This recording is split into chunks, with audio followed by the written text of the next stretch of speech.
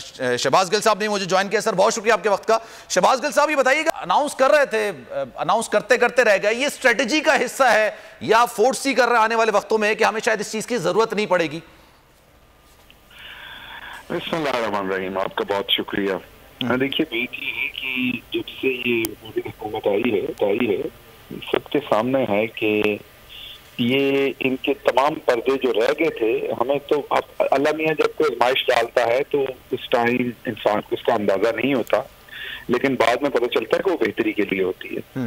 ये वो लोग थे जो अपने आप को बड़े तजर्बेकार मिस्त्री कहते थे, तो जब से ये मिस्त्री और मजदूर तजर्बेकार लगे आपके सामने है, जो कुछ इन्होंने हशर कर दिया इतने दिनों में, तो कोई बहुत बड़ा जानवर किसी गन्ने के खेत में घुस जाए तो वो इतना गन्ने का खेत तबाह नहीं कर सकता जितनी जल्दी इन्होंने ये मुल्क तबाह करने की कोशिश की है। मईशत को, मुल्क की बैरूनी इज्जत हो, मुल्क की सलामती से रिलेटेड बात हो, इंटरनल आपकी इन्फ्लेशन हो, इंडस्ट्री हो, आप किसी तरफ नजर डाल लें वहां पर इन्हतात का शिकार है। हम स्टॉक एक्सचेंज देखें तो किधर चली गई, डॉलर देखें तो किधर चला गया।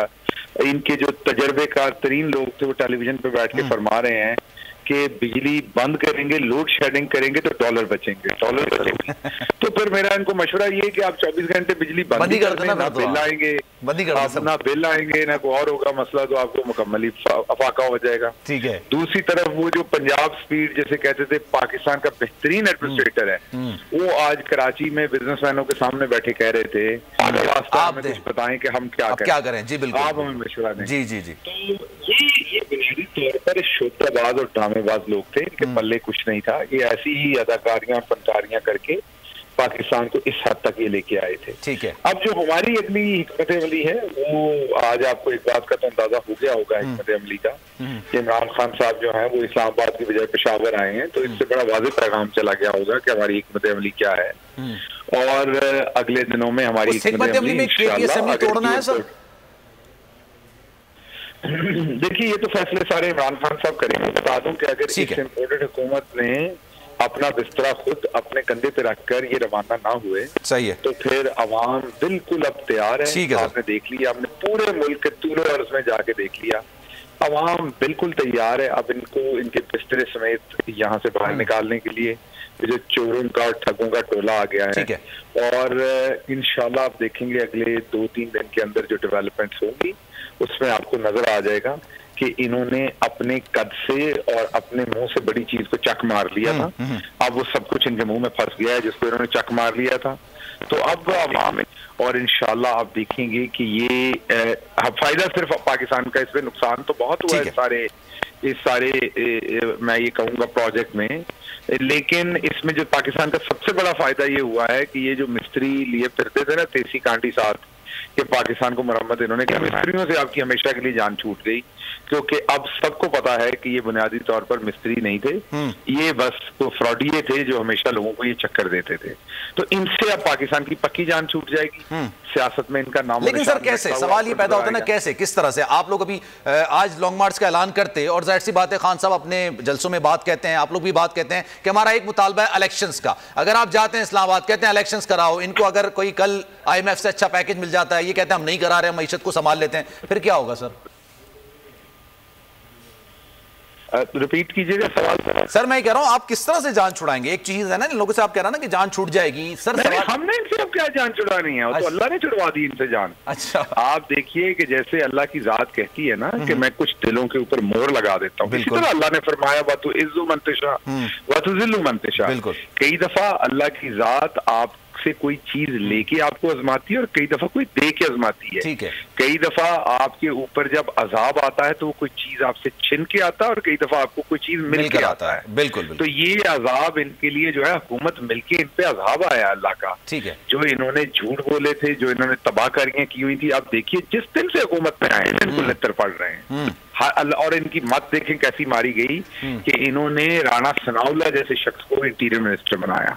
ये बनाया, और सर उनकी फाइल भी नहीं खुल रही। मेरे साथ सर ये मौजूद थे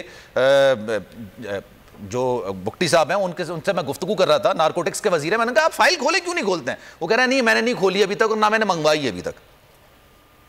नहीं चले, वो तो चीजें रिकॉर्ड का हिस्सा है जो भी, लेकिन मैं वैसे बात कर रहा हूँ कि और बेहतर बंदा कोई ना कोई मिल ही सकता था। एक ऐसे बंदे जिसके ऊपर खुद कत्ल के 22 मुकदमात हैं, उसको आप जो है वो वजारत दाखिला का आप एक कलमदान दे रहे हैं। और ये पता है इसको क्यों लाए थे? ये अब आपस में देखे ना, घर में सारे चूहे शेर बनते ना बैठ के, तो ये हमें दुरुस्त करने के लिए लाया गया था इन्हें। ये जैसे पता नहीं हमारी तो इन्होंने जान ही कट लेनी है। अच्छा सर, राणा साहब ने अल्लाह मियां इन्हीं का नाम हो जाना तो बनाउजुबिल्लाह, तो ये ऐसा नहीं है, अल्लाह की जात ने अपने पास। अच्छा सर, बातचीत चल रही है किसी से? फैसल वावडा साहब ने भी थोड़ी देर पहले ट्वीट किया था, मैं चाहूंगा दिखा भी दें हमारी स्क्रीन पर। वो कह रहे हैं कि जनाब बातचीत वगैरह हो गई है, इशारे मिल रहे हैं, ये गलती हो गई है, हो जाएगा सब सेट। ये स्क्रीन पर भी हमारे चल रहा है। किससे बातचीत हुई है सर? मुझे इस बात का पता नहीं है। वैसे आप लोगों से किसी ने बातचीत? देखिए, बात यह है कि मैंने जैसे आपको पहले बताया कि जो इमरान खान है वो ना किसी से बात कर रहे हैं, ना वो किसी से बात करना चाहते हैं। ठीक है, वो बड़ी सादा सी बात है इमरान खान साहब की तरफ से कि इलेक्शन कॉल हो, अवाम फैसला करे। फैसल वाडा साहब की हो सकता है कोई बात हुई हो या किसी और की बात हुई हो, तो उनका अपना वो बयान दे रहे हैं। मैं अगर आप मेरे से इमरान खान साहब के बारे में पूछ रहे हैं तो मैं आपको बड़ा वाज़ेह, वो सिर्फ और सिर्फ एक बात है उनकी, और वो बात है अवाम के सामने, और वो है अर्ली इलेक्शन और अवाम फैसला करे। मैंडेट दे इन चोरों के खिलाफ कि इनका एहतसाब भी हम आके करें, बिल्कुल, और उसके साथ साथ हम जो है जो इस्लाहात लानी है वो भी लाएं। तो इसलिए हम ना किसी बातचीत में इंटरेस्टेड है, ना किसी हम लड़ाई में इंटरेस्टेड है, ना हम किसी से दुश्मनी में इंटरेस्टेड है, ना किसी के साथ दोस्ती में इंटरेस्टेड है। वन पॉइंट एजेंडा है, रूल ऑफ लॉ की बात करते हैं, one point agenda early election call. ठीक है सर, इसमें एक बात सवाल ये भी पैदा होता है ना, आज खान साहब ने अनाउंस क्यों नहीं किया? किस वजह से वो थोड़ा सा रुक गया? आज उन्होंने कहा जब इलेक्शन कमीशन जो हैपनिंग हो रही है, क्या एक्सपेक्ट कर रहे हैं सर आप लोग आने वाले दिनों में? देखिए, पंजाब की गवर्नमेंट तो आज ऑफिशियली उड़ गई ना, बिल्कुल आपके सामने है। लेकिन फिर भी मरियम औरंगजेब साहब कह रही है हमारे पास नंबर पूरे। वो कैसे, मैं भी कैलकुलेट कर रहा था लेकिन मुझसे तो नहीं हो पा रहा था। मरियम औरंगजेब साहब को छोड़े, वो तो कुछ ना कुछ रोज ही कहती हैं। उनकी बात वो आप सीरियस ना लें बेचारी की। अब बात यह है कि आज इफेक्टिवली वो हुकूमत तो उड़ गई पंजाब की, ऊपर वाली भी उड़ गई। अब आप देखिए कि 2 वोट इनके काफ लीग के साथ हैं। अब काफ लीग अपने मेंबरान को बता देगी, अब तो ये पता चल गया ना कि लोटों का वोट काउंट नहीं होना, फैसला आ गया सुप्रीम कोर्ट का।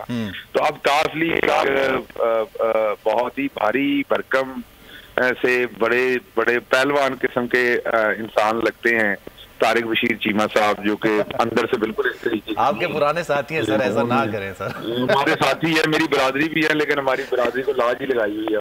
अच्छा। तो अल्लाह मियां ने सब कुछ दिया हुआ है, लेकिन उसके बावजूद वो बस ऐसी हरकतें करते हैं कि बंदा क्या कहे उनके बारे में, कहते हुए बुरा लगता है। सदर साहब वो वोट नहीं दे सकेंगे, क्योंकि वो चाहेंगे भी तो वो लोटा नहीं बन सकेंगे, क्योंकि जब काफ लीग उनको एक लेटर भेज देगी तो लोटे की टूटी उतर जाएगी, तो उसमें तो ना। तो अब वो दोनों जो एक, हालांकि चौधरी शुजात साहब बहुत बड़े और अच्छे सियासतदान हैं, लेकिन उनके जो एक मैं ये कहूंगा कि उनके एक साहबजादे ने जो गोल खिलाया लोटा बन के, तो वो अब नहीं बन सकेंगे क्योंकि उनको उनकी पार्टी दे दे। तो वो 3-4 पहले ही इनकी चले गई हुई है, आपको पता, बैंगल साहब चले गए हुए। बिल्कुल। तो ये तो ऊपर भी बेचारे बेकार बैठे हुए हैं, नीचे भी बेकार बैठे हुए हैं, समझ रहे ना। ये आप इनके हाथ की हुकूमत ऐसे ही है जैसे सदर साहब लिख रहे हैं शहबाज शरीफ साहब को कि आप कॉन्फिडेंस का वोट ले लें, ऐसा हो रहा है सर? ये ऐसे ही है जैसे, सुन तो लेना, ये ऐसे ही है जैसे आपने कपड़े इस्त्री करके रख लिए हों, लेकिन आपके पास नाड़ा ना हो पहनने के लिए, तो अब आप कपड़े नहीं पहन सकते जब तक आप कमीज पहन के घूम सकते। इनका नाड़ा निकल गया हुआ है, अब ये बैठे उस शलवार को हाथ में दबा के जमीन पे बैठे हुए हैं, कुर्सी पे खड़े नहीं हो सकते बेचारे। ठीक है सर, और क्या कहा जा सकता है? सर सदर साहब लिख रहे हैं शहबाज शरीफ साहब को कॉन्फिडेंस का वोट लेके दिखाएं, कितने मेंबर हैं आपके पास?